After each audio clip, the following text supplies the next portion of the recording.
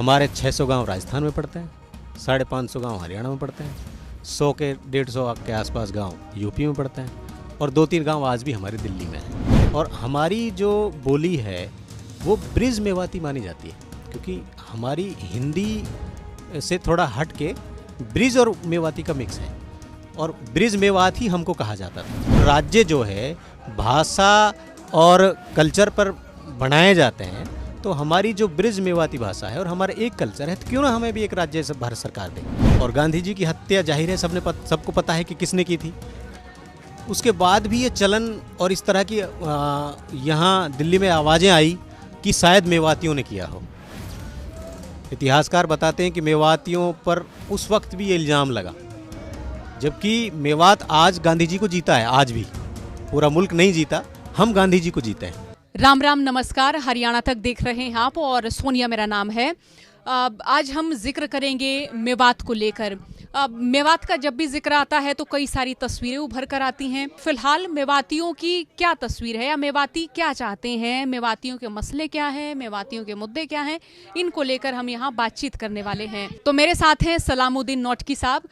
सलामुद्दीन साहब, जैसे मैंने जिक्र किया मेवातियों की समस्याओं को लेकर या मेवाती क्या चाहते हैं इनको लेकर, मेवात दिवस पर मैंने आपका स्पीच सुना।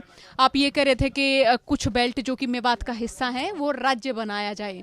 तो क्या फिलहाल मेवात की परिस्थिति आप देखते हैं भौगोलिक तौर पर, राजनीतिक तौर पर, सामाजिक तौर पर? सोनिया जी, देखिए कि जब मैंने रियासत की और राज्य की बात इसलिए की कि जब हम पीछे इतिहास में देखते हैं, जब बाबर, अभी जिक्र हुआ था कि हसन खां मेवाती ने बाबर से जंग लड़ी और शहीद हुए, तो उस वक्त मेवात एक अलग रियासत हुआ करती थी और वो रियासत उस वक्त ख़त्म हुई थी 1527 में। और फिर जब आज़ादी के बाद राज्य का गठन हो रहा था, तब भी मेवात एक एरिया था, इलाका इकट्ठा ही था। लेकिन आज जो एक इलाके को 4 राज्यों में तकसीम कर दिया। हमारे 600 गांव राजस्थान में पड़ते हैं, 550 गांव हरियाणा में पड़ते हैं, 100 के 150 के आसपास गांव यूपी में पड़ते हैं और 2-3 गांव आज भी हमारी दिल्ली में हैं। तो और जबकि ये एक भौगोलिक स्थिति ऐसी है कि सब इकट्ठा है और हमारी जो बोली है वो ब्रिज मेवाती मानी जाती है, क्योंकि हमारी हिंदी से थोड़ा हट के ब्रिज और मेवाती का मिक्स है और ब्रिज मेवात ही हमको कहा जाता था। आज भी ब्रिज की जो 84 कोस की परिक्रमा है वो टोटल मेवात से होकर गुजरती है और उसमें हिंदू मुस्लिम वाला कोई एंगल पहले भी नहीं था, आज भी नहीं है। और जो जितनी भी हमारी समस्याएं हैं, एक तो ये बड़ी समस्या है कि हम कल्चर और सांस्कृतिक रूप से इकट्ठे हैं लेकिन राज्यों में अलग अलग है।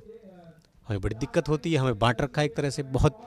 और फिर अगर हम हरियाणा की बात करें, हरियाणा का जो नूंह जिला है, जिसको आज के दौर में मेवात ही माना जाता है, वो देश का सबसे पिछड़ा जिला है। हरियाणा का नहीं, पूरे देश का।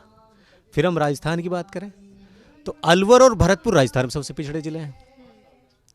फिर हम यूपी की बात करें तो जो मथुरा जिले का कोसी इलाका है वो पिछड़ा है।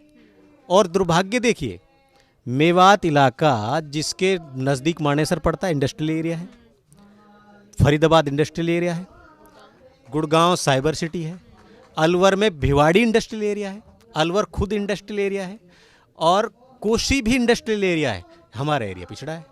तो ये जो डिस्क्रिमिनेशन है ना, जो सरकारों ने पैदा किया है, और ये सिर्फ ऐसा नहीं है कि वहाँ के मुस्लिम मेव पिछड़े हैं, वहाँ जो लोग हैं जिनको बांट कर रखा है। मेरा ये कि कम से कम इकट्ठी ताकत हमारी हो और फिर हम सरकार से कहें कि अब हमें ये चीज़ चाहिए, तो शायद हमारा भला हो सके। या फिर हमें सरकार ना दे, हम कुछ इकट्ठा अपना कलेक्टिव खुद ही कुछ सोचें, कुछ करें। अब हम ऐसे बिखर गए हैं कि हम कुछ कर भी नहीं पाते। तो मेरा ये मानना था कि जब राज्य जो है भाषा और कल्चर पर बनाए जाते हैं, तो हमारी जो ब्रिज मेवाती भाषा है और हमारा एक कल्चर है, तो क्यों ना हमें भी एक राज्य से भारत सरकार दे।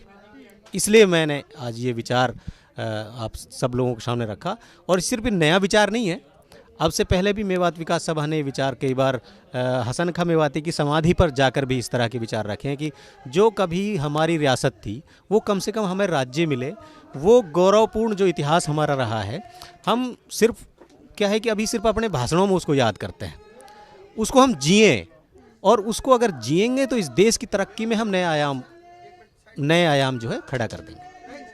बहुत आगे तक इस देश को ले जाने का काम हम करेंगे। धार्मिक तौर पर जो हम मेवात की इस तरह की तस्वीर देख रहे हैं, वो इसी सरकार में हुई है या पहले भी इस तरह का रहा है?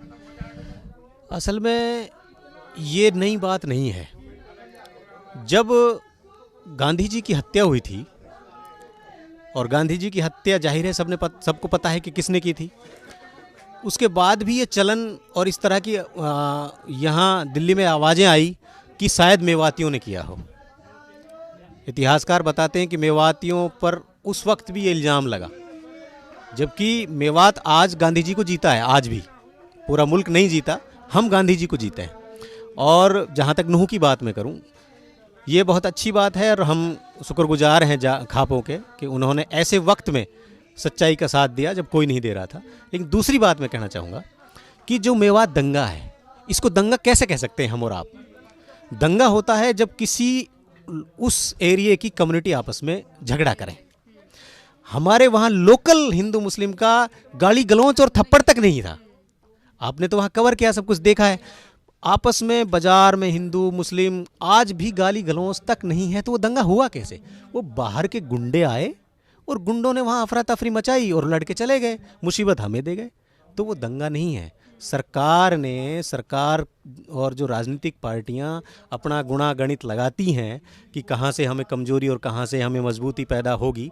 और मेवात जो है ऐसा इलाका बन गया है कि दिल्ली के नज़दीक है और 40-50 लाख मुस्लिम इकट्ठे बसते हैं।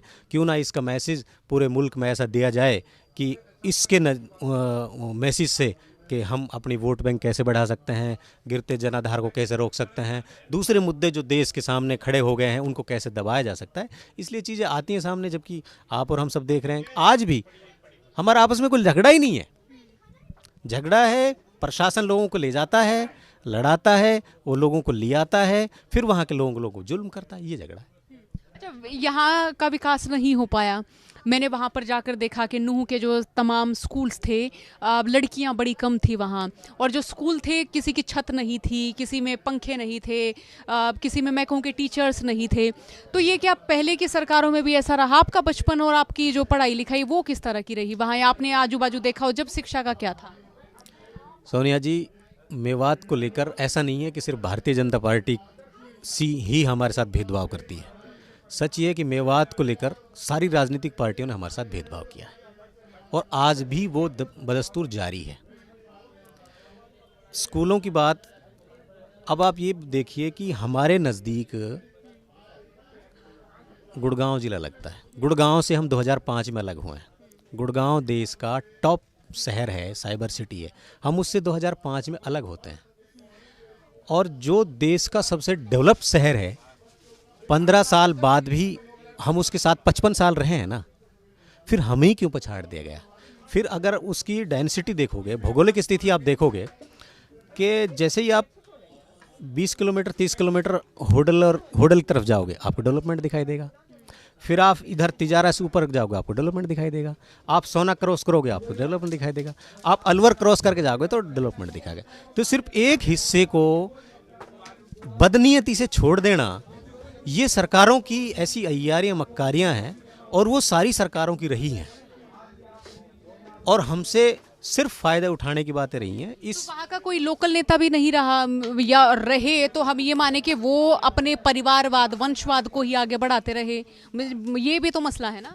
देखिए, लोकल नेता, एक तो यह है कि हमारा कम से कम 20-25 साल से कोई मेंबर ऑफ पार्लियामेंट नहीं होता। ना राजस्थान में होता है ना यहाँ होता है, क्योंकि परिसीमन ने ऐसा बना दिया है, हमें बांट दिया है कि हमारा मेंबर पार्लियामेंट नहीं बन पाता। हमारे लोकल एमएलएज होते हैं। हरियाणा की बात करें, 90 विधानसभाएं हैं, 3 एमएलए उसमें मेयर बनकर आते हैं। उनकी इतनी औकात नहीं है कि वो कुछ कर पाएँ, क्योंकि फिर वो भी अलग अलग पार्टियों से आते हैं। यही राजस्थान का मामला है, वहाँ भी 3 एमएलए मेयर बन सकते हैं, लेकिन कभी 1 बनता है, कभी 2 बनता है। और वो क्या है, जो अब तक राजनीतिक पार्टियाँ, जो हम राजनीतिक लोग जो मेवात के हैं, ये दुर्भाग्य मेवात का सिर्फ 5-6 परिवारों का 70 साल से कब्जा है और हम लोग अदल बदल करके उन्हीं को वोट करते आ रहे हैं। और हम उनके सामने ये भी नहीं कहते, ये भी नहीं रखते कि हमें क्या चाहिए, आपको विधानसभा में क्या बोलना चाहिए।